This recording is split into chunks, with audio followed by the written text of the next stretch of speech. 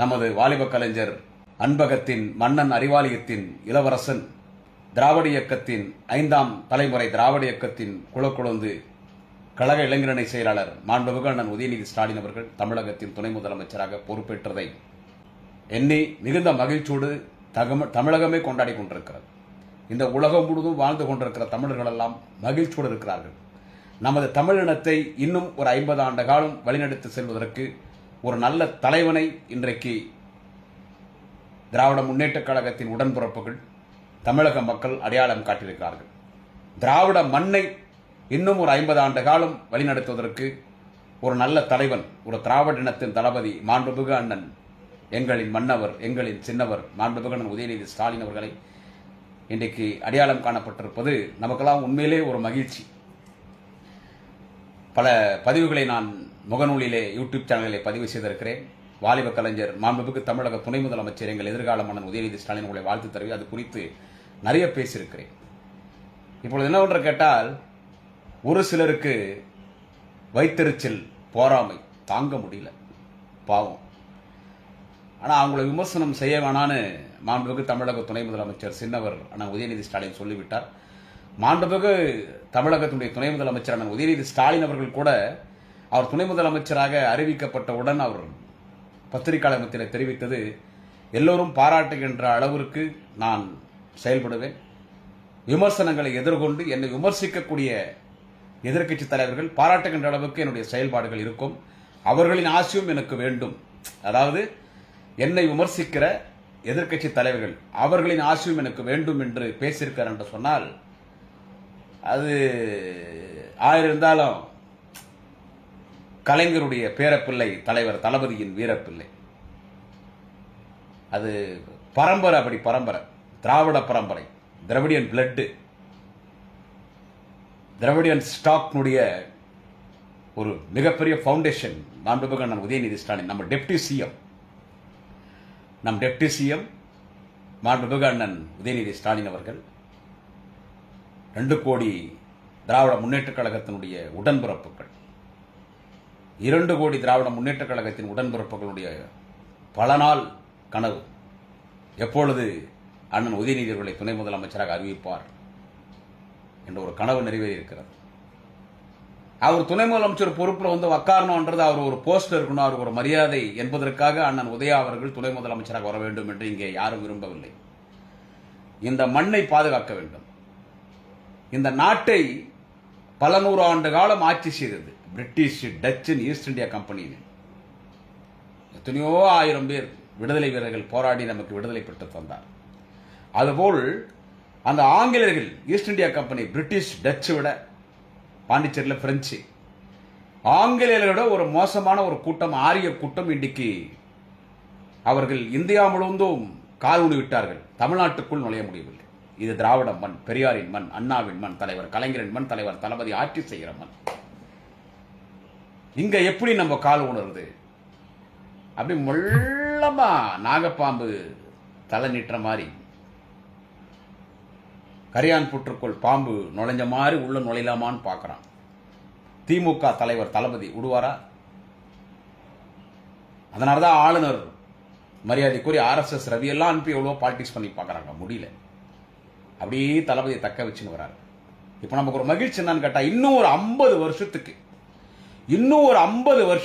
திராவிட மண்ணுக்கு ஆபத்து இல்லை. இது திராவிட மண் திராவிட மண்ணா இருக்கும். இது பெரியாரின் மண்ணாக இருக்கும், அறிஞர் அண்ணாவின் மண்ணாக இருக்கும், தலைவர் கலைஞரின் மண்ணாக இருக்கும், தலைவர் தளபதியின் மண்ணாக இருக்கும். அதுதான் மாண்புமிகு அண்ணன் உதயநிதி ஸ்டாலின் துணை முதலமைச்சர். இன்னும் 50 வருஷத்துக்கு இந்த மண்ணை பாதுகாக்க அண்ணன் உதயா வந்து விட்டார். திராவிட இயக்கத்தின் 5ஆம் தலைமுறை. இன்னைக்கு அவர் துணை முதலமைச்சர். அது போராடி இன்னைக்கு திமுக தொண்டாங்க வாங்கியிருக்கான் அந்த பொறுப்பை. நான் அப்படிதான் சொல்லுவேன். போராடி தான் 2 கோடி திராவிட முன்னேற்ற கழகத்தின் தொண்டர்கள் இதை போராடி தலைவரிடம் இன்றைக்கு அந்த துணை முதலமைச்சர் பொறுப்பை 2 கோடி திராவிட முன்னேற்ற கழகத்தின் தொண்டர்கள், ஏன் திராவிட முன்னேற்ற கழகத்தின் தொண்டர்கள், ஒட்டுமொத்த தமிழக மக்களின் விருப்பம், இளைய தலைமுறை எல்லோருடைய விருப்பம், மாணவ மாணவிகள் விருப்பம், அண்ணன் உதயா அவர்கள் துணை முதலமைச்சர் வர வேண்டும். அது நிறைவேறிச்சு. அவர் வேலையை ஆரம்பிச்சிட்டார். நேற்றைக்கு மதுரை, இன்னைக்கு விருதுநகர்ல இருக்கார்.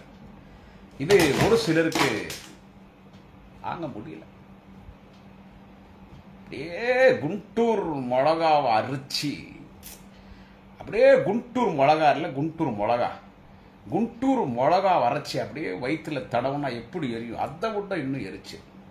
அந்த குண்டூர் மிளகாவை, கொடமிளகா, பச்சை மிளகா, இதெல்லாம் நல்லா அரைச்சி அதில் கொஞ்சம் ஆசிடை கலந்து அத்தை குடிச்சா எப்படி எரியும், உள்ள வெந்து போகும். அதை விட மோசமாக வெந்து போய் அப்படியே அலையிறாங்க. அது தங்களுடைய வாரிசுகள்லாம் புறக்கணிக்கப்பட்டு செல்லாக்காசுகளாக இருக்கிறார்கள். இன்னைக்கு இந்த வாரிசு திராவிட வாரிசு, திராவிட இயக்கத்தின் வாரிசு அண்ணன் உதயா அவர்களுக்கு மிகப்பெரிய அங்கீகாரம் கிடைத்து விட்டது. ஒரு 50 வருஷம் அவர்கிட்ட போக முடியாது. அந்த ஒரு வைத்தறிச்சல்ல இஷ்டத்துக்கு புலம்புறாங்க. உங்களுக்கு யாராருன்னு தெரியும்,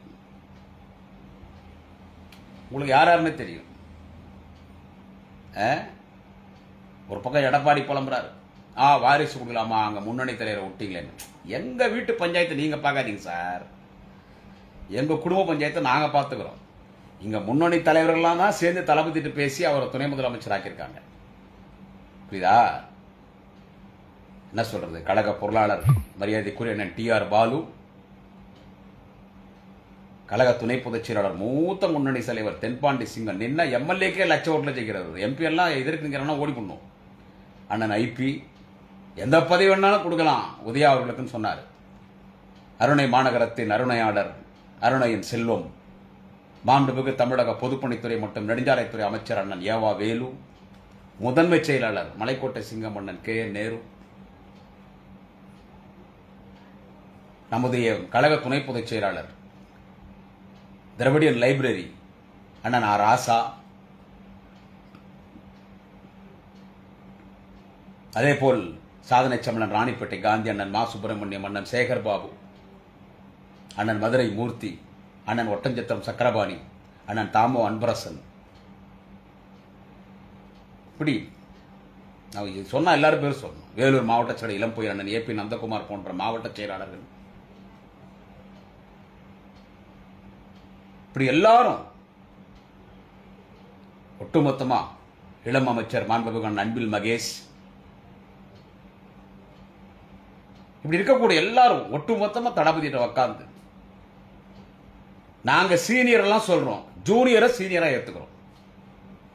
எப்படி நாங்க சீனியர்ஸ் எல்லாம் சொல்றோம், ஜூனியரை நாங்க சீனியர் ஏத்துக்கிறோம். அண்ணன் உதயநிதி அவர்கள் துணை முதலமைச்சர் அறிவிங்கன்னு போராடி அவர் அறிவிச்சாச்சு. அவரு துணை முதலமைச்சர் ஆயிட்டார். இனி தமிழ்நாடு அரசியல் எப்படி இருக்கும்னு பாருங்க. இனி தமிழ்நாடு அரசியல் எல்லாம் எப்படி இருக்கும்னு பாருங்க. இருந்தாலும் விமர்சனங்கள் இருக்கதான் செய்யும், வரவேற்கத்தக்கது. விமர்சனங்கள் இருக்கதான் செய்யும். ஏன்னா உங்களுடைய வாரிசுகள் எல்லாம் புறக்கணிக்கப்பட்டிருக்கிறாங்க. பலருக்கு வாரிசு இல்ல, வாரிசு இல்லாததுக்கு நாங்க உதவி செய்ய முடியாதுங்க. வாரிசு இல்லாதவங்க புலம்புறாங்க, வாரிசு இல்லாதவங்களுக்கு நாங்க உதவி செய்ய முடியாது. வாரிசு இருக்கிறவங்களும் மக்கள் ஏத்துக்கல. ஒரு சில வாரிசுங்க அரசியலுக்கு வரல. வாரிசு இருக்குது, ஸ்ட்ராங்கா இருக்கு வாரிசு, ஆனா மக்கள் ஏத்துக்கல, சொந்த கட்சியை ஏத்துக்கல. சோ ஏன் வயிறு எரிஞ்சு சாவறீங்க? அட்வைஸ் பண்ணுங்க. நான் என்ன சொல்றேன், நீங்க யார் அட்வைஸ் பண்றதுக்கு நான் உதயாக்குன்னு நான் சொல்ல வரல, அவரே அதான சொல்றாரு. அட்வைஸ் பண்ணுங்க. நாளைக்கு நம்ம மண்ணை பாதுகாக்க போற தலைவன் உங்க குடும்பத்தையும் சேர்த்து சொல்றேன். இன்னைக்கு ஏதோ நீ பேசுற வைத்தறிச்சு இல்ல, தமிழ்நாடை காப்பாற்றணும். ஆரிய கூட்டம் இடந்து பார்ப்பனிய கூட்டம் மீண்டும் இங்கே ஆட்சி செய்ய துடித்துக் கொண்டிருக்கிறது. RSS BJP மூலமாக காப்பாற்றணும்னா நான் உதயநிதி தான் அதுக்கு தகுந்த தலைவர். அதனால்தான் 2 கோடி திமுக தொண்டன், ஒட்டுமொத்த தமிழக மக்கள் மாண்புமிகு நான் உதயநிதி ஸ்டாலின் துணை முதலமைச்சரா முன்மொழிந்து வழிமொழி துணை முதலமைச்சர் ஆயிட்டாரு. ஓகே, 2026 இன்னும் அதிகமான இடத்துல திராவிட முன்னேற்ற கழகத்தின் கூட்டணி வெற்றி பெற்று மீண்டும் 2026 தேச தலைவன், உலகத்தின் சிறந்த முதல்வர், முதன்மை முதல்வர் மாண்புமிகு தலைவர் தளபதி ஸ்டாலின் முதலமைச்சராக வரப்போறாரு. அது ரூட் கிளியர் ஆயிடுச்சு. இப்ப நான் இந்த பதிவில் ஒண்ணு மட்டும் சொல்ல வரேன். இப்ப அண்ணன் செந்தில் பாலாஜியோட இஷ்யூ ஓடுது. இப்ப நான் செந்தில் பாலாஜி இஷ்யூ தூக்கி ஆடுறாங்க இல்ல ஒரு சிலர், அவங்களுக்கெல்லாம் மாண்புமிகு துணை முதலமைச்சராக அண்ணன் உதயநிதி பொறுப்பேற்றது தாங்கிக் கொள்ள முடியாம, பொறுத்துக் கொள்ள முடியாம அண்ணன் உதயநிதியே குறை சொன்னா மக்கள் காரி துப்பிடுவாங்க. செந்தில் பாலாஜி எடுத்துக்கிட்டாங்க, அவருக்கு அவ்வளவு வரவேற்பு கொடுத்து பட்டாசு கொடுத்து ஜெயில போய் செந்தில் பாலாஜி வரவேற்றீங்களே, அவர்னா பெரிய தியாகியா, அவர்னா உத்தமரா, அவர்னா மகாத்மா காந்தியா, விடுதலை வாங்கி கொடுத்தவரா, அவர்னா செக்கெடுத்த சிதம்பரா, அவர்னா வாபஸ் அப்படி பேசுறாங்க. இது அதிமுக பேசுறாங்க. நான் முதல்ல ஐயா எடப்பாடிக்கு பதில் சொல்லிடுறேன். அம்மா ஜெயலலிதா ஜெயிலுக்கு போனாங்களே, எதுக்கு போனாங்க? நான் அவங்கள பத்தி பேசக்கூடாது, உண்மையிலே சொல்றேன். நான் பேசக்கூடாது. இவங்க யாரை பார்த்து பயம் எல்லாம் கிடையாது. என்னதுக்கு அந்த அம்மாலாம் இறந்து போனது உண்மையில நாங்கள் ரொம்ப வருத்தப்படுறோம். அந்த அம்மாலாம் இன்னும் ஒரு 20-30 வருஷம் உயிரோடு இருந்திருக்கும். அப்படிப்பட்ட தலைவர்கள் தேவை இந்த நாட்டுக்கு. சரி, அவங்க ஜெயிலுக்கு போனாங்களா? அவங்க எதுக்கு ஜெயிலுக்கு போனாங்க? அம்மையார் ஜெயலலிதா எதுக்கு ஜெயிலுக்கு போனாங்க? அவங்க ஜெயிலுக்கு போனது காரணம் கொலைகாரி, கொள்ளக்காரி, சூனியக்காரி சசிகலா தான். சசிகலா தான் எல்லா தப்பு ஜெயலலிதா பண்ண வச்சு. இருந்தாலும் ஜெயலலிதா குற்றவாளி தானே, ஜெயிலுக்கு போனாங்கல்ல, 2 முறை முதலமைச்சர் பதவி விழுந்தாங்கல்ல. அப்புறம் நீங்க எப்படிங்க செந்தில் பாலாஜியை பேசுறீங்க? சார், நான் இன்னொன்னு சொல்லிடுறேன். செந்தில் பாலாஜி அவர்களுக்கு மாண்புமிகு தமிழகத்துடைய மின்சாரத்துறை அமைச்சர், மதுவிலக்கு அமைச்சராக பொறுப்பேற்றிருக்கிற மாண்புமிகு அண்ணன் செந்தில் பாலாஜி அவர்களுக்கு இங்க பார்ஷாலிட்டி பண்ணி சப்போர்ட் பண்ணி பதிவு போறதுக்கு இங்க அவர் சொல்லி நான் பேசல. முதல்ல நான் இது வரைக்கும் அவரை சந்திச்சிருந்தே 3 முறை தான். அவர்கிட்ட போய் நான் எந்த காரியம் பண்ணிக்கிறது கிடையாது. ஆனா ஒரு நல்ல மனிதர். அப்படிப்பட்டவர் திமுகவுக்கு மிக மிக அவசியம். இதை பதிவு பண்ணியாச்சா? செந்தில் பாலாஜி அவர் ஊழல் பண்ணிட்டாரு. என்ன ஊழல் பண்ணிட்டாரு? ஜெயலலிதா பண்ணதை விடையா? திருடி சசிகலா பண்ணதை விடையா? அவர் மீது ஒரு குற்றச்சாட்டு. ஓப்பனா பேசணும்னா, ஏதோ அவர் பேர் சொல்லி யாரோ ஏதோ பணம் வாங்கினவங்களே எங்களுக்கு பணத்தை கொடுத்துட்டாங்கன்னு அவங்களே போய் கோர்ட்லயும் சொல்லிட்டாங்க. அவரை பழி வாங்கணும் அமலாக்கத்துறை, இடி, ஐடி, பிஜேபி பண்ண வேலை அது. அவர் வெளியே வந்துட்டார். நீதிமன்றம் வெளியே விட்டுடுச்சு. நம்ம நீதிமன்றத்தை குறை சொல்லக்கூடாது. நீதிமன்றங்கள்,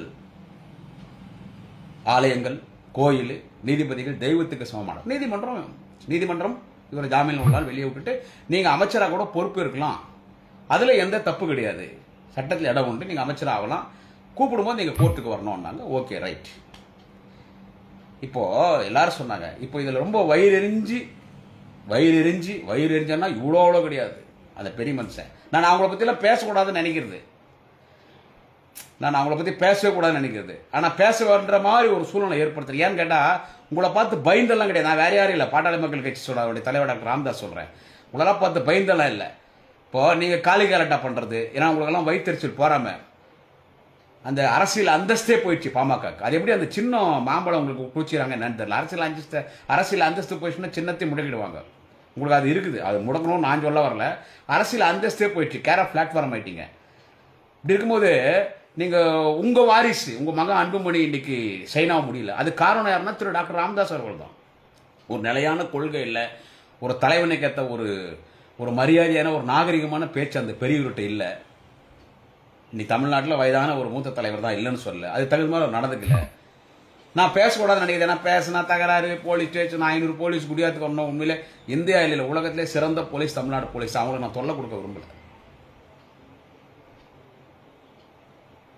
ஏன்னா குடிக்கூடாதுன்ற அந்த பூரண மதுவிலக்குன்றது வரவேற்கத்தக்கதானா. உங்க கட்சிக்காரன் பூரா குடிச்சிட்டு தான் காலிகலாட்டா பண்றான். அதுக்கு நான் பேசினா குடிச்சு காலிகலாட்டா பண்ணுவான். போலீஸ் தொல்லை நான் பேசக்கூடாது, அதனால பேசாம. ஆனா இது எப்படி பேசாம? இவர் என்ன சொல்றாரு? அன்புமணியுடைய ஃபாதர் டாக்டர் ராமதாஸ், ஐயா டாக்டர் ராமதாஸ் என்ன சொல்றாருன்னா, செந்தில் பாலாஜி என்ன பெரிய தியாகியா, அவர்னா உத்தமரா, அவர்னா காந்தியா, அவர் வெளியே வந்துட்டாருன்னு எல்லாம் பட்டாசு வெடிச்சு கொண்டாடுறீங்களே, அவருக்கு முதலமைச்சர் ஸ்டாலின் வக்கீலா செயல்படக்கூடாது. இதெல்லாம் எவ்வளவு பெரிய வார்த்தை. அவருக்கு முதலமைச்சர் ஸ்டாலின் லட்சம் வக்கீல் இருக்காங்க திமுகவில். இவர் சொல்றாரு, முதலமைச்சர் ஸ்டாலின் செந்தில் பாலாஜிக்கு வக்கீலா செயல்படக்கூடாது. இந்த வழக்கை இந்த மாநிலம் விசாரிக்கக்கூடாது, வேற மாநிலம் விசாரிக்கணும். சரிங்க ஐயா, நீங்க சொல்றதெல்லாம் கூட ஏத்துக்கலாம். வேற மாநிலத்துக்கு போறது வர்றது, எங்க இருந்தாலும் நீதினு ஒண்ணுக்கு நீதி தேவதை எங்க இருந்தாலும் ஜெயிக்கும். அச்சா, நீங்க சொல்றது அது கூட ஏத்துக்கலாம், அது கூட விமர்சனம் பண்ணுவாங்க. இப்போ செந்தில் பாலாஜி அண்ணனை பத்தி நீங்க பேசுறீங்கல்ல, ஊழல் பண்ணிட்டேன். நீங்க செந்தில் பாலாஜி அண்ணனை விட்டுருங்க. பொதுவா சொல்றேன், பொதுவா ஊழல் பண்றாங்கன்னு ஐயா டாக்டர் ராமதாஸ் பேசுறாருல, அதை பத்தி நீங்க பேசலாமா? ஊழலை பத்தி நீங்க பேசலாமா? கரப்ஷனை பத்தி நீங்க பேசலாமா? உங்க பையன் அன்புமணி யாரு? ஐயா டாக்டர் ராமதாஸ் அவர்களே, உங்க மகன் அன்புமணி யாரு? Who is Mr. Doctor Anbumani Ramadoss? First of all, he is a corrupted ex-union minister. I am having evidence for that. 100% I am having evidence. Senthil Balaji ஊழல் பண்ணிட்டாரு, அவருக்கு மந்திரி பதவி கொடுக்கலாமா, அவருக்கு போய் முதலமைச்சர் ஸ்டாலின் வந்து வக்கீலா செயல்படக்கூடாது, இந்த வழக்கு வந்து வேற நீதிமன்றத்தில் விசாரணை. ஊழல் குறித்து பேசுகிற திரு ராமதாஸ் அவர்களே, உங்கள் மகன் அன்புமணி ராமதாஸ் யார்? அவர் திமுக திராவிட முன்னேற்ற கழகம் மண்டியிட்டு நீங்கள் கேட்டு பெற்ற பிச்சை. அந்த வார்த்தை நான் சொல்றேன், ஆனா அந்த வார்த்தை தளபதி சொல்ல மாட்டார். நம்ம கொடுத்தோம்னு சொல்லுவார். கலைஞர் உங்களுக்காக ஒரு முதலமைச்சர் ஃபர்ஸ்ட் அமைச்சரவையே வந்து கேன்சல் ஆகி 2வது முறை பேரம் பேசி அந்த சுகாதாரத்துறை தான் வேணும், அதில் தான் நாங்கள் கல்ல கட்ட முடியும்னு சுகாதாரத்துறை கேட்டு அப்ப கூட என்ன சொல்றாரு மன்மோகன் சிங், அன்னை சோனியா, திமுக வேணா கொடுக்கணும் சுகாதாரத்துறை, பாமக கொடுக்க மாட்டோம், இல்லையா எங்களுக்கு கொடுக்க நாங்க பார்த்தவரனே சுகாதாரத்துறை நாங்க திமுக வாங்கி அத்தை உங்க பையன் அன்புமணி கொடுத்தோம். இளவட்ட வயசா இருக்காரு, நல்லா செயல்படுவாரு, தப்பு பண்ண மாட்டாருன்னு சொல்லிட்டு ஒரு டாக்டரா இருக்காரு ராமதாஸ் பையன், தப்பு பண்ண மாட்டாருன்னு. நீங்க சுகாதாரத்துறை அமைச்சர் உங்க பையன் அன்புமணி இருக்கும்போது என்ன பண்ணாரு? முறைகேடாக இந்தியா முழுவதும் பல மருத்துவக் கல்லூரி ஒதுக்கீட்டு செய்தாரா இல்லையா? மிஸ்டர் அன்புமணி ராமதாஸ் டிஎம்கே ரெக்கமெண்டேஷன்ல திமுக சிபாரசின் பேரில் சுகாதாரத்துறை அமைச்சராக பொறுப்பேற்ற திரு அன்புமணி ராமதாஸ் அவர்கள் மத்திய சுகாதாரத்துறை அமைச்சராக இருக்கும் பொழுது தப்பு செய்தார் இல்லையா? குறிப்பாக மத்திய பிரதேசத்தில் அவர் மீது வழக்கு. மத்திய பிரதேசத்தில் பல மருத்துவக் கல்லூரிகளை ஒதுக்கீடு செய்வதற்கு அவர் முறைகேடாக ஒதுக்கீடு செய்து அதில் மட்டும் அவர் லஞ்சமாக பெற்ற பணம் 200 கோடி என்று சொல்லப்படுகிறது. 200 கோடி என்று சொல்லப்படுகிறது. இந்தியா முழுவதும் உத்தரப்பிரதேஷ், மத்திய பிரதேஷ், ஜார்க்கண்ட், உத்தரகாண்ட், மகாராஷ்டிரா, கேரளா, கர்நாடகா, இப்படி இந்தியா முழுவதும் ஆல் இண்டியாவுக்கு அவர் தானே சுகாதாரத்துறை அமைச்சராக இருந்தார். 108 ஆம்புலன்ஸ் கொண்டு வந்தோம், நாங்க அப்படி செயல்பட்டோம், இப்படி செயல்பட்டோம், அதே மாதிரி ஊழலும் பண்ணிட்டீங்களே. எனவே முறைகேடாக மருத்துவக் கல்லூரியை ஒதுக்கவே கூடாது. அந்த இடத்துல மருத்துவ கேட்கறவங்க தகுதி இல்லாதவங்களுக்கு முறைகேடாக இந்தியா முழுவதும் பல மருத்துவக் கல்லூரி ஒதுக்கீட்டு செய்ததில் ஊழல் செய்த அவர் மீது சிபிஐ வழக்கு பதிவு செய்யப்பட்டிருக்கிறதா இல்லையா அன்புமணி ராமதாஸ் மீது? எனவே அன்புமணி ராமதாஸே ஒரு ஊழல் செய்திருக்கக்கூடிய ஒரு முன்னாள் ஒன்றிய அரசுடைய அமைச்சர். அவரே ஒரு ஊழல்வாதி தான். அன்புமணி ராமதாஸே ஒரு ஊழல்வாதி தான். மருத்துவக் கல்லூரி ஒதுக்கீட்டு செய்ததிலே அன்புமணி ராமதாஸ் ஊழல் செய்திருக்கார். இது நாடே அறியும், உலகமே அறியும். நீங்க இன்னொருத்தரை பார்த்து ஊழல்வாதி என்றீங்க ஐயா டாக்டர் ராமதாஸ் அவர்களே, சொல்லாமா? உங்க புள்ள யோகியமா? ஏன் பிஜேபி கிட்ட கூட்டணி இருக்கிறீங்க? நீங்க யார் கூட தான் கூட்டணி போங்க, அதை கேட்கறதுக்கு நமக்கு தகுதி கிடையாது. நம்ம அதை கேட்கக்கூடாது, நமக்கு அது உரிமை கிடையாது. சாரி, தகுதி என்ற வார்த்தையை நீக்கி விட்டு அதுக்கு நம்ம உரிமை கிடையாது. பாட்டாளி மக்கள் கட்சி யாரோட ஒன்னாலும் நீங்க கூட்டணி போனா, நீங்க இந்த எலெக்ஷன்ல ஒரு கூட்டணி இருப்பீங்க, அந்த எலெக்ஷன் ஒரு கூட்டணி இருப்பீங்க, அந்த எலெக்ஷன் ஒரு கூட்டணி இருப்பீங்க, அந்த எலெக்ஷன் கூட்டணி வேடந்தாங்கல் பரவோட மோசமானது நீங்க. அதாவது சீசன் 2 இடம் தான் மாறும், நீங்க பலாயிரம் இடம் மாறுவீங்க. கொள்கைக்கு என்ன ஸ்பெல்லிங் நீங்க கேட்பீங்க அப்பனும் புள்ளியும். நான் இதுக்கு என்ன சொல்ல வரேன்னா, ஊழல் அதுக்கு வந்து முதலமைச்சர் ஸ்டாலின் வக்கீலா இருக்கக்கூடாது. நீ அந்த வார்த்தையை போன முறை அந்த மாதிரி தளபதி பத்தி பேசினால்தான் நான் பதிவு போட்டேன். இந்த முறை நீ வந்து ஸ்டாலின் வந்து வக்கீலா இருக்கக்கூடாது செந்தில் பாலாஜிக்கு என்ன, செந்தில் பாலாஜி கூட விட்டுருங்க. ஊழலை பத்தி பேச உங்களுக்கு என்னங்க தகுதிக்குது? உங்க பையன் வந்து மருத்துவர்களை ஒதுக்கீட்டு செய்வதில் ஊழல் செஞ்சிருக்காருங்க. இன்னும் அது ஏன் கோர்ட்டுக்கு வராம இன்னும் இடி ஐடி உங்க வீட்டுக்கு வராமங்கிறாங்க சொல்லிட்டா அது காரணம் நீங்க பிஎம்கே போய், அதாவது பாவையான் பிஎம்கேன்னு சொல்லலாம் தொண்டனை, டாக்டர் ராமதாஸும் அன்புமணி ராமதாஸும் அந்த வழக்குக்கு பயந்து, டாக்டர் ராமதாஸும் அன்புமணி ராமதாஸ் அவர்களும் அந்த வழக்குக்கு பயந்து நீங்க இன்னைக்கு பிஜேபி கிட்ட மிகுந்த மரியாதைக்குரிய மாண்புமிகு பிரதமர் மோடி அவர்களிடம் லேபரா 2 பேர் சேர்ந்துட்டீங்க. போயிட்டு 2 பேர் லேபரா போய் சேர்ந்துட்டீங்க, டாக்டர் ராமதாஸும் அன்புமணி ராமதாஸ். அதிமுக என்ன உங்களை எதிர்பார்த்தாங்க, உங்களுக்கு கொஞ்சம். ஆனா டாக்டர் ராமதாஸ் ஒன்னு சொன்னா, நான் ஏற்கனவே பேசினேன், பிஜேபியோட கூட்டணி வேணா, நம்ம அதிமுக போனா ஏதோ ஒரு சில இடம் ஜெயிக்கலாம், நம்ம வீட்டு பொண்ணை வேற ஒன்று நிக்க வைக்கிறோம், ஜெயிச்சாதான் நமக்கு மரியாதை. ஆனா நம்ம அதிமுக போனோம் தான் டாக்டர் ராமதாஸ் சொன்னாரு. ஆனா அன்புமணி இல்ல பிஜேபி தான் போனோம். அப்ப கூட பாட்டாளி மக்கள் கட்சியில சீனியர்ஸ் எல்லாம் இருக்காங்க, அந்த கட்சி உருவாக்குறது காரணம் அவங்க எல்லாம் சொல்லிக்கிறாங்க.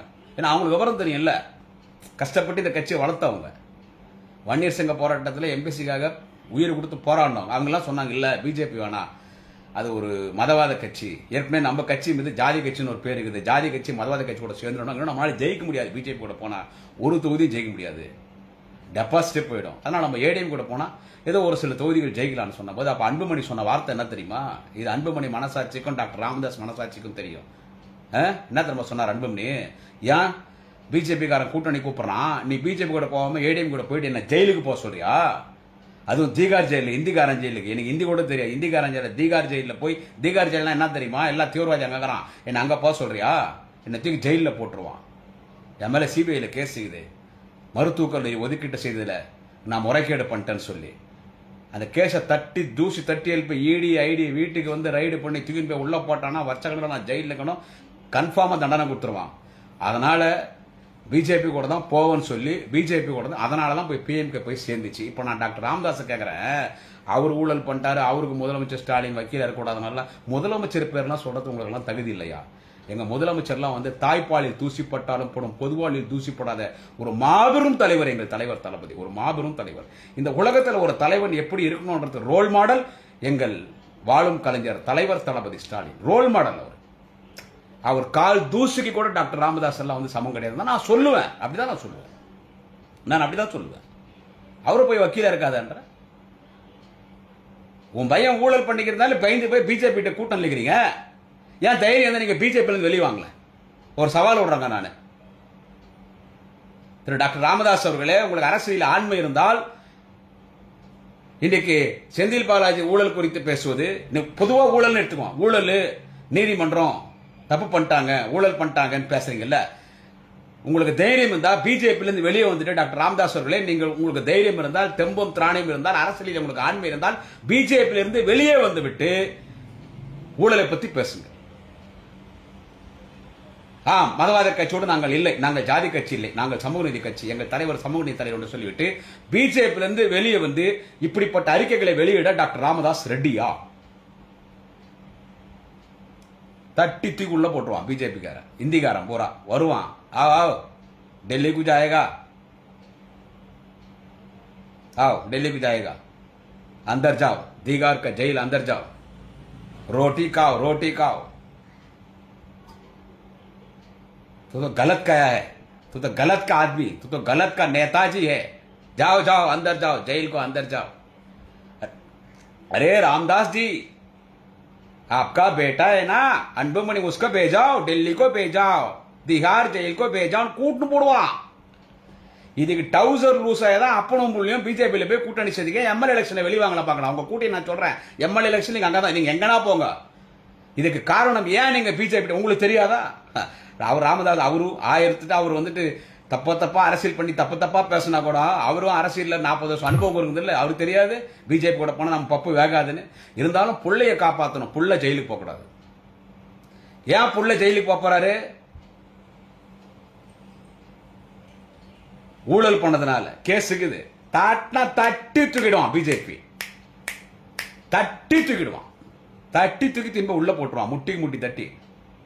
இப்ப குடும்பமே போய் டெல்லியில ரூம் போட்டு தங்க வேண்டியதுதான். இதனாலதான் ஐயா டாக்டர் ராமதாஸ் பாட்டாளி மக்கள் கட்சி பிஜேபியோட கூட்டணிங்க, புள்ளோட ஊழல் வெளியே வரக்கூடாது. நீங்க எந்த ஊழலை பத்தி பேசுறீங்க, இதுக்கு முதலமைச்சர் ஸ்டாலின் துணை போகக்கூடாது, இந்த வழக்கு எடுத்துன்னு போய் பெங்களூர்ல போடுங்க, இல்லைன்னா எங்கன்னா வேற்று மாநில நீதிமன்றத்தில் போட்டு சொல்லி ஊழலை பற்றிலாம் நீங்க பேசக்கூடாது. நான் இன்னொன்னு சொல்றேன், இப்போ அண்ணன் செந்தில் பாலாஜி கிட்ட வரேன். அண்ணன் செந்தில் பாலாஜி குறித்து பேசுவதற்கு ஐயா டாக்டர் ராமதாஸ் அவர்களுக்கோ திரு அன்புமணி ராமதாஸ் அவர்களுக்கோ தகுதி கிடையாது. ஏன்னு கேட்டா, அவர் வந்து நீங்க சொல்றீங்க அவர் ஏடிஎம்கே வந்தார், டிடிவி வந்தார், எங்கெங்க வந்து வந்தார். ஆனா இங்க வந்த பிறகு இங்க விசுவாசமா இருக்கிறார், வந்த இடத்துக்கு விசுவாசமா இருக்கிறாரு. புரியுதா? வந்த இடத்துக்கு விசுவாசமா இருக்கிறாரு, கொள்கை உறுதியோடு இருக்கிறார். ஒரு வருஷம் அவருக்கு என்ன டார்ச்சர் கொடுத்தான், இடி மூலியமா அமலாக்கத்துறை பிஜேபி என்ன டார்ச்சர் கொடுத்தான் தெரியுமா? இந்த அரசுக்கு எதிரான அறிக்கை, இந்த அரசுக்கு திராவிட மாடல் அரசுக்கு எதிரான அறிக்கை தர வேண்டும். முதலமைச்சரை குறித்து நாங்கள் என்ன எழுதி தருகிறோமோ அதை நீ நீதிமன்றத்தில் சொல்ல வேண்டும். திராவிட முன்னேற்ற கழகத்தின் ஆட்சி குறித்து நாங்கள் என்னென்ன எழுதி தருகிறோமோ அதெல்லாம் நீதிமன்றத்தில் சொல்ல வேண்டும். நாங்கள் சொல்வதெல்லாம் அப்படியே நீ நீதிமன்றத்தில் சொல்ல வேண்டும். அப்பொழுது உன்னை வெளியே கொண்டு வருகிறோம். நாங்கள் சொல்வதெல்லாம் திமுக குறித்து முதலமைச்சர் குறித்து நாங்கள் என்னென்ன சொல்லுகிறோமோ, நாங்கள் தவறாகத்தான் எழுதி கொடுப்போம், பொய் தான் சொல்லுவோம், அவதூறு தான் சொல்லுவோம். அதை நீ அப்படியே உண்மையாக பேசணும். அப்படி பேசினால் உன்னை இந்த வழக்கில் இருந்து விடுவிப்போம். நீ வந்து பிஜேபியில் சேரணும், உனக்கு என்ன வேண்டும் என்றாலும் இப்பொழுது இருக்கிற இடம் விட 1000 மடங்கு அந்தஸ்து உயர்த்துவோம் என்று சொன்ன பொழுது, அப்பொழுது மாண்புமிகு அமைச்சர் அண்ணன் செந்தில் பாலாஜி சொன்ன ஒரே வார்த்தை, நான் இங்கே திமுகவுக்கு வந்த பிறகு என்னை அமைச்சராக்கி மாவட்ட செயலாக்கினார் தளபதி அவர்கள், எனக்கு ஒரு பெரிய அங்கீகாரம் தந்தார். உயிரே போனாலும் கட்சிக்கும் தலைவர் தளபதிக்கும் நாளைய தமிழகம் மாண்புமிகு அண்ணன் உதயநிதி அவர்களுக்கும் திராவிட முன்னேற்றக் கழகத்தின் 2 கோடி தொண்டர்களுக்கும் நான் துரோகம் செய்ய மாட்டேன். என் உயிரை இங்கே எடுத்துக்கொள் என்ற அந்த கொள்கை உறுதியோடு இருந்தா இருப்பார். அந்த கொள்கை உறுதி ஐயா டாக்டர் ராமதாஸ் உங்ககிட்ட இருக்குதான்றதை ஒரு நிமிஷம் யோசிப்பார். திமுகக்கே நீங்க நன்றி மறந்துட்டீங்க. மிகுந்த மரியாதைக்குரிய நமது வன்னியர் சமுதாயத்தை எம்பிசி பட்டியலில் சேர்த்த தலைவன் கலைஞர் திமுக அவங்களே விமர்சனம் பண்றீங்க. இன்னைக்கு ஒரு கட்சி, நாளைக்கு ஒரு கட்சி. திராவிட கட்சிகளோடு மீண்டும் கூட்டணியிலே மீண்டும் திராவிட கட்சிகளோடு கூட்டணி சேர்ந்தால் பெற்ற தாய் சகோதரியோட உடலுறவு கொள்வதற்கு ஈடாகும் என்று சொன்னவர் ஐயா டாக்டர் ராமதாஸ் 2 மாசத்துல போய் சேர்ந்தார். அதனால நீங்க அதை செஞ்சீங்களான்னு கேட்டனா தப்பு, அந்த வார்த்தை சொல்லக்கூடாது. எனவே அரசியல் கொள்கை இல்லாத இன்னைக்கு ஒரு பேச்சு நாளைக்கு ஒரு பேச்சு பேசி சொந்த கட்சியை இன்றைக்கு செல்லாக்காசாக்கி பாமகவினுடைய ஒரு மிகப்பெரிய கட்சியை இன்றைக்கு அரசியல் கட்சி அந்தஸ்து இழந்து கட்சியை நடுரோட்டில் வைத்து உங்கள் மகன் அன்புமணி உங்களுடைய வாரிசுக்கு எதிர்காலமே கேள்விக்குறியாக நடுரோட்டில் நிற்க வைத்திருப்பது நீங்கள். எனவே நீங்கள் செந்தில் பாலாஜி குறித்து பேசக்கூடாது, ஊழல் குறித்து நீங்கள் பேசக்கூடாது. நான் அவ்வளவுதாங்க சொல்லுவேன், நாங்க அவ்வளவுதான் சொல்லுவேன். முன்னணி தலைவர் நீங்க ஆக்கல, இவங்க எங்க கட்சியினுடைய முன்னணி தலைவர்கள் எல்லாரும் நான் தான் சொன்னேன், சீனியர்ஸ் எல்லாம் சேர்ந்து இன்னைக்கு ஜூனியரா இருந்தாலும் நாங்க சீனியர்ஸ் ஜூனியரா ஏத்துக்கணும். பத்திரிகையில் பேட்டி கொடுத்தாங்க எல்லா அமைச்சர்களும். அதிலும் கட்சியின் மூத்த தலைவரான ஐபி என்ன சொன்னார், அவருக்கு எந்த பதவி வேணாலும் கொடுக்கலாம் உதயநிதிக்கு என்ன. அருணை மாநகரத்தின் அருணையாளர் அருணியன் செல்வம், மாண்புமிகு நெடுஞ்சாலைத்துறை பொதுப்பணித்துறை அமைச்சரான ஏவா வேலு என்ன சொன்னார், எப்ப தளபதி உதயநிதி அவர்களை துணை முதலமைச்சர் அறிவிப்பார் என்று தொண்டன் உட்பட மேல்மட்டம் வரை எதிர்பார்த்து கொண்டிருக்கிறோம். அறிவித்தால் கீழே இருக்கிற தொண்டன் முதல் மேல்மட்டத்தில் இருக்கிற எங்களை போன்றவர்கள் வரை அதை நாங்கள் கொண்டாடுவோம் என்று சொன்னார். எல்லா சீனியரும் கை தூக்குனாங்க, உதயநிதி உதயநிதி உதயநிதி. ஏன்னா எங்க மண்ணை பாதுகாக்கணும். நீங்க எல்லாம் காடி குத்திட்டு போடுவீங்களா பிஜேபி கூட கூட்டணிக்கிற நீங்க உங்களை நம்பி எப்படி மண்ணை கொடுக்குறது? இடஒதுக்கீடு நீங்க கேட்கறது வரவேற்கத்தக்கதான். வன்னியர் சமுதாயத்துக்கு 10.5% கேட்கறது வரவேற்கத்தக்கதான். அவன் கொடுப்பானா பிஜேபி இடஒதுக்கீடு? அவன் கொடுப்பானா? அவன் நான் கேட்கிறேன். கலைஞர் பிரதமராக்கிய விபி சிங் நடத்திய ஆட்சி மூலமா இது மண்டல் கமிஷன் இடஒதுக்கீடு கொடுத்தாரு, கலைஞர் தான் வாங்கி கொடுத்தாரு. அந்த மாதிரி ஆட்கூட கூட்டணிக்கிறீங்க. அவன் மதவாத கட்சி பாப்பான், அவன் அப்பர் கேஸ்ட், பிராமின்லயே அப்பர் கேஸ்ட் பிஜேபி ஆர்எஸ்எஸ். அவன் கொடுப்பானா இடஒதுக்கீடு? நீ அவன் கூட கூட்டணி உன்னை நம்பி எப்படியா மண்ணை கொடுக்குறது? எப்படி உள்ள நீ முதலமைச்சர் ஆக்குற? எப்படி மக்கள் ஆக்குவாங்க? ஆகக்கூடாது நான் சொல்ல வரல, எப்படி ஆக்குவாங்க? நம்ம திராவிடியன் மண் திராவிட கலாச்சாரம் என்ன ஆகுறது? நீ ஆரிய கூட்டத்தோட பிஜேபி காரண்ட கூட்டி கொடுக்கறதுக்கு உனக்கு மக்கள் உங்கள்கிட்ட மண்ணை கொடுத்துருவாங்களா? அதுக்கு தகுதியான ஒரே தலைவன் மாண்புமிகு அண்ணன் உதயநிதி ஸ்டாலின். இன்னும் 50 ஆண்டு காலம் திராவிட மண்ணை திராவிட மண்ணாக பாதுகாக்க இருக்கிற ஒரே தலைவர் திராவிட இனத்தின் தளபதி, திராவிட இனத்தின் 5ஆம் தலைவர் மாண்புமிகு அண்ணன் உதயநிதி ஸ்டாலின். எனவேதான் ஒட்டுமொத்த தமிழ்நாட்டு மக்களின் பேர் ஆதரவோடு, தமிழ் இனம் தமிழ் சமூகம் திராவிட இனத்தின் ஆதரவோடு வாலிப கலைஞர் மாண்புமிகு அண்ணன் உதயநிதி ஸ்டாலின் இன்னைக்கு துணை முதலமைச்சர், எதிர்காலத்தில் முதலமைச்சர். 2026 இன்னைக்கு இருக்கிற எம்எல்ஏ கூட அதிகமான எம்எல்ஏக்கள் எண்ணிக்கை இப்பொழுது இருக்கிற இதே கூட்டணி திமுக ஆட்சி அமைச்சர் தலைவர் தளபதி. அப்படிப்பட்ட ஒரு தலைவன்லாம் அப்படியே கலைஞரா பிறந்திருக்காரு. எங்க தலைவர் தளபதி கலைஞரா தளபதியா பிறந்திருக்காரு மாண்புமிகு அண்ணன் உதயநிதி ஸ்டாலின். எனவே ஐயா ராமதாஸ் அவர்களே, நீங்கெல்லாம் பேசக்கூடாது. நான் அவ்வளவுதான் சொல்லுவேன். நீங்க எல்லாம் பேசுறது ஊழலை பத்தி பேசுறதுக்கு ஆனா செந்தில் பாலாஜி இல்ல, யாரையும் ஊழலை பத்தி தப்பு பண்ணிட்டாங்க, அவங்க ஊழல் பண்ணாங்க, தப்பு பண்ணிட்டாங்க, திருட்டாங்க, ஜெயிலுக்கு போனாங்க, நீங்க பேசவே கூடாது. ராமதாஸ் ஐயா, நீங்க பேசவே கூடாது. பிஜேபி இந்த நிமிஷம் நினைச்சா அவன் புள்ள ஜெயிலுக்கு போயிடுவான். பெரிய தப்பு பண்ணிக்கிறது உன் புள்ளதான். நீ பிஜேபி கிட்ட அப்படியே இதுக்குன்னு மாலிஷ் பண்ணிட்டு அப்படியே நாட்கள் தள்ளின்னு போய் நேங்கிற. But your days are counting. அதனால நீங்க அண்ணா மாதிரி சொல்லிடாதீங்க. யுவர் டேஸ் ஆர் கவுண்டிங் சொன்னா ஸ்டெப்ஸ் ஆர் மெஜர்ஸ் என்ன சொல்றது? Even your steps are also corrected steps. Your past days was corrupted past days. Your present days and future days that are also in a corrupted days. எனவே ஒரு தப்ப பண்ணிட்டு உங்களுடைய மகன் அன்புமணி மருத்துவக் கல்லூரியை ஒதுக்கியதிலே அவர் முறைகேடு செய்தது எல்லாரும் தெரிஞ்ச விஷயம். பிஜேபி விட்டு வச்சுக்கிறான். நீ பிஜேபியில இருந்து வெளியே வந்தா அந்த வழக்கு தான் இந்தியா முழுவதும் பேசப்படும். விலங்க மாட்டி எதுவுமே தீகார் ஜெயில போட்டுருவான். ஐயா டாக்டர் ராமதாஸ் அவர்களே, உங்களுக்கு தைரியம் இருந்தால் நான் இப்பவும் சொல்றேன், பிஜேபியில இருந்து வெளியே வந்து ஊழலை பத்தி பேசு. என்ன நான் மதவாத கட்சி கூட சேர்ந்துட்டான், ஜாதி கட்சின்னு சொல்றேன். நான் ஜாதி கட்சி இல்லடா, நான் சமூக நீதி கட்சி, நான் மதவாத கட்சியோட போக மாட்டேன். வெளியே வந்துட்டு சட்டமன்ற தேர்தலில் நானே ஒரு கூட்டணி அமைக்கிறோம், அதிமுக போறேன், எங்க போய் இங்க திமுக அறிவாதிக்குள்ள சேர்க்க மாட்டாங்கன்னு வச்சுக்கோ.